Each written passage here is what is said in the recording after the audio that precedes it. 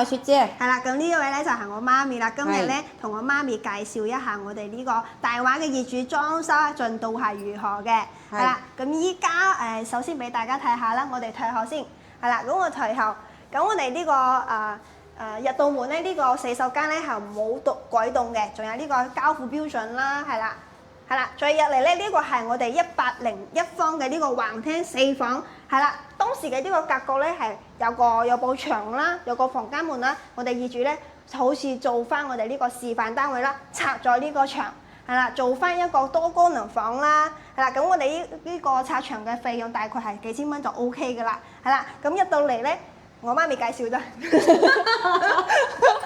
唔係，佢講得幾好，不過咧冇咁專業。我哋同大家補充一下，就係呢度拆咗埲牆啦。嗱，呢度咧，因為佢冇選擇通鋪嘅呢個效果，我哋間房係木紋條嘅，都係保留住原始嘅木紋條。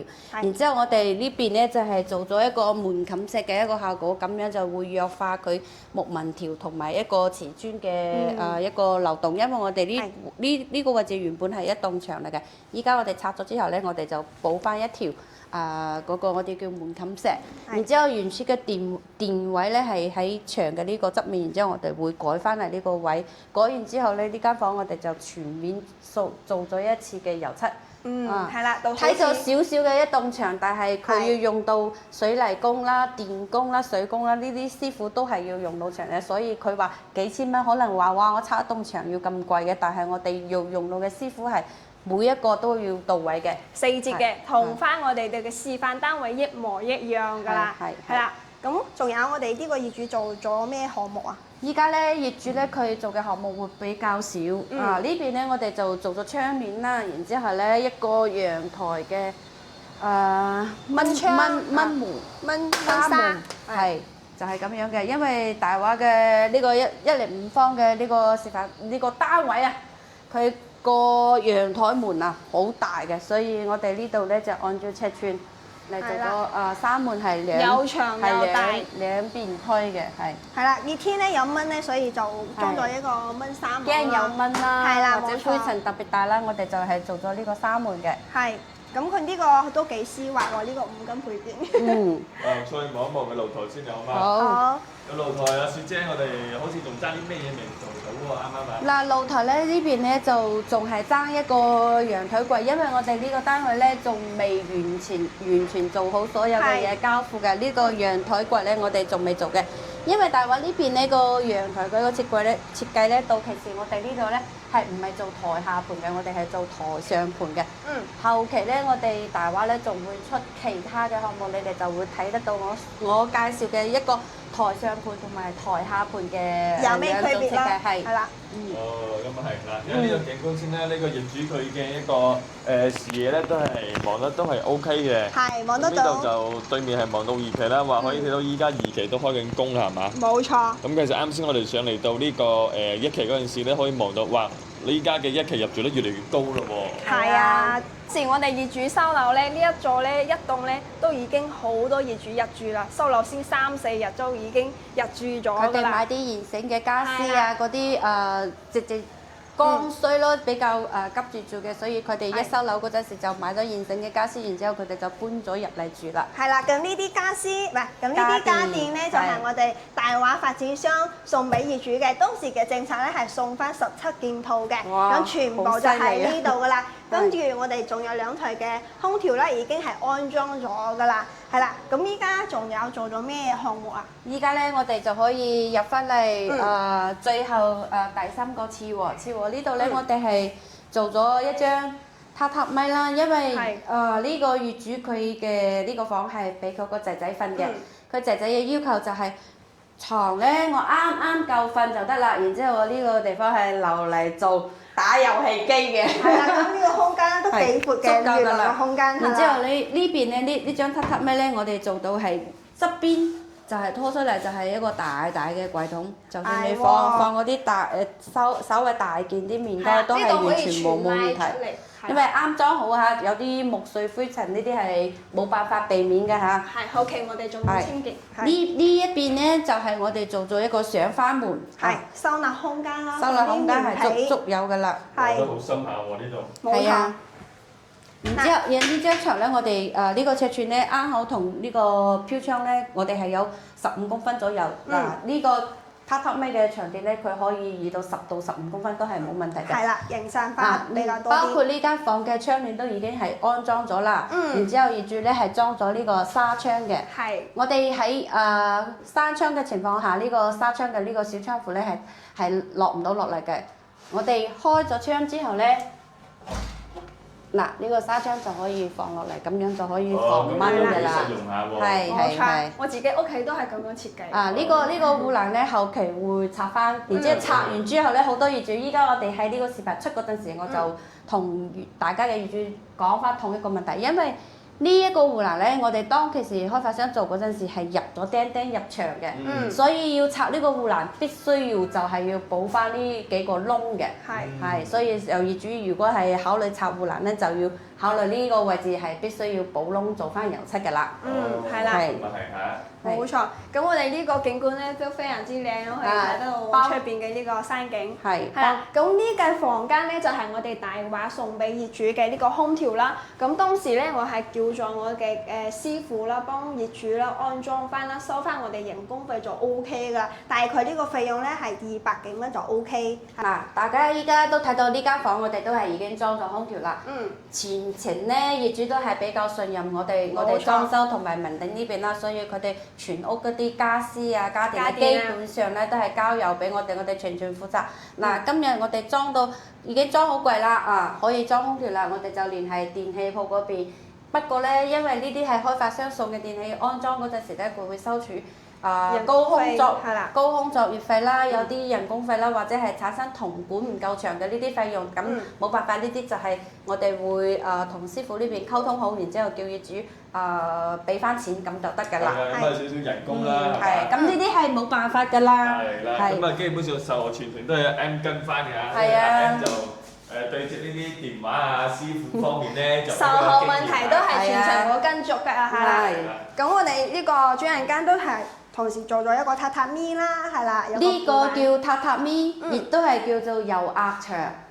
佢呢個係帶油壓嘅，因為業主佢需要換床單嗰陣時啊，會比較方便，唔使去下去搬嗰個床單，所以佢呢個榻榻米嘅設計咧係冇挨近呢個飄窗嘅位置，佢係屬於獨立嘅。頭先嗰個房咧，佢係。同嗰個飄窗係挨近嘅，如果佢長電咧買厚新少少嘅，佢直接就可以瞓到飄窗上面嘅。所以呢個房主人房因為大啲，所以佢直接就做咗個油壓牆。然之後咧呢個牆板咧都係同業主溝通過，佢需要做到咁高，因為佢唔想人即係會挨到埲牆，所以佢呢個床頭背板咧係會比一般嘅會高少少。係啦，包括呢個位置佢都係做咗一個飄窗櫃。飄窗櫃點解會做翻呢個飄窗櫃？因為開發商佢前期交標嗰陣時，呢度係有一個窿，係有個凹位。如果佢唔做翻一個飄窗咧，就算你裝咗窗簾，都會覺得冇咁完美，有一個衞生嘅死角。所以依家你做咗一個櫃之後咧，哪怕你係擺啲嘢啊，係完全冇問題啊！呢個房嘅窗簾咧，同廳嘅顏色有啲唔同，呢個係暖色少少，有啲米卡色。佢呢間房都係裝咗呢個紗窗喎，係咪？係啊，佢全屋嘅房都係裝咗呢個紗窗嘅，係。呢個五金都幾絲滑嘅。咁啊係，因為護欄未拆啊，所以阿 N 嘅手有啲棘住啊，拆咗護欄就冇呢個問題㗎啦。係啦，咁再睇翻呢邊整咗四對嘅衣櫃喎，係咪？係啊，因為呢個房嘅衣櫃咧，主要咧係業主話佢冇需要話有太多生嗰啲房咧，所以就做咗一個細細地嘅衣櫃係足夠啦。你睇下業主個衣架都已經買翻嚟啦嚇。我都唔知點升上去。呢度咧梗係會攞梯後期即係儲納嗰啲棉胎啊嗰啲少用嘅嘢。呢度咧我哋呢個高度可以足夠掛我哋啲長褸啊、短衫啊，都係完全冇問題。因為方便使用咧，我哋呢度咧係用咗2個大唔好閂住。係用咗2個大嘅櫃桶，你睇到依家咁大個一個櫃桶啊！我哋依家咁樣拖出嚟或者係閂入去，係完全唔會嗰個櫃桶喺度搖下，好似坐過山車咁樣嘅嚇，你就可以睇得到呢啲業主都仲未話係用到太過升級，一級嘅五金配件，我哋已經係可以做到咁樣，大家都可以睇得到我哋嘅一個材質啦，同埋質量。或者你想嚟現場睇參觀咧，都可以問下我哋民間業主肯唔肯俾密碼嚟佢屋企參觀下嗱，冇錯。又或者去到去翻我哋工廠都 OK 係去翻我哋工廠都係冇問題，全屋咧都係櫃門咧，我哋都係用咗個膚感啊。係啦，咁到時呢個膜撕開就好靚㗎啦。係，因為我哋每一塊板佢都係有一個保護膜，然之後我哋包裝嚟個後期，我哋都會影翻我哋上樓出貨嗰陣時，全部都係用紙皮，然之後嗰個防撞膜。全部都係打好包裝嘅。係啦，咁我最主要間呢個空調咧，都係我哋嘅業主委託我線上幫佢揀嘅，跟住我揀咗幾台，叫佢其中揀翻一個啦。跟住我哋師傅都好好啦，跟住安裝好我哋嘅空調有個膜幫大家保護好啦，冇塵啊，冇塵啊。因為後期仲要換燈係有灰塵㗎嘛。係啦，呢個係我重點同師傅交代嘅好嘅。細節方面要做好係咪？冇錯啦，仲有呢個電視嘅問題咧。電視咧都係我哋開發商贈送俾業主嘅，係65寸嘅呢個電視啦。咁到時咧，我會叫師傅幫業主安裝好，跟住咧開通嗰個網絡啊，我都會同師傅同業主溝通好，跟住我再叫師傅對接啦。係啦，咁開通呢個寬帶嘅話，大概月租卡係29蚊嘅，加翻560蚊嘅呢個機頂盒嘅呢個費用咧，就係咁樣噶啦。就可以睇電視，可以上網絡。可以睇翡翠升級。可以升級嘅係嘛？可以，我記得係可以嘅，係。冇錯，係啦。再睇翻我哋廚房啦，咁廚房咧重點同大家介紹翻。首先係我哋呢個熱水爐啦。當時我線上嘅業主咧同我講，幫佢揀翻幾個型號嘅呢個熱水爐，係啦。最尾就揀翻呢個可以嘅牌子嘅16升嘅呢個型號啦。咁呢個咧係可以提供翻2個衛生間，加埋我哋廚房嘅呢個水壓啦。咁沖涼嘅水壓咧係比較高啲嘅，係啦。咁當時我哋收樓嘅業主咧，我會當日會帶佢去申請呢個天然氣嘅呢個申請，係啦，裝咗我哋熱水爐先可以申請我哋呢個天然氣。咁呢個燃氣灶咧，一定係要我哋嘅天然氣師傅安裝，唔可以自己安裝或者熱水爐師傅幫你安裝嘅。咁呢個就係我哋安全嘅問題。咁當時咧，我業主都係冇同我一齊去啦，都係佢線上委託我寫咗一個委託書，跟住我去線下嘅天然氣嘅光能嘅燃氣公司嗰度去申請嘅，係啦，因為好多業主唔方便出面啊，又或者佢唔得閒上嚟嘅話咧，全部都係全程我哋幫手搞掂啊。係啦，我線下幫佢簽個字咧，只要佢寫咗一個委託書俾我就 O K 噶啦。咁呢個就好簡單。咁首先我哋呢個冰箱啦，咁呢個冰箱咧一定係我哋發展商送俾業主嘅，係啦。咁當時嘅17件後包含呢個冰箱啦，咁佢呢個冰箱咧係單門嘅，係啦。TCL 嘅牌子，呢個型號都唔錯啦，係咪？係啦，冇錯。咁呢個咧就係重點啦，同大家介紹翻我哋呢個天然氣。係。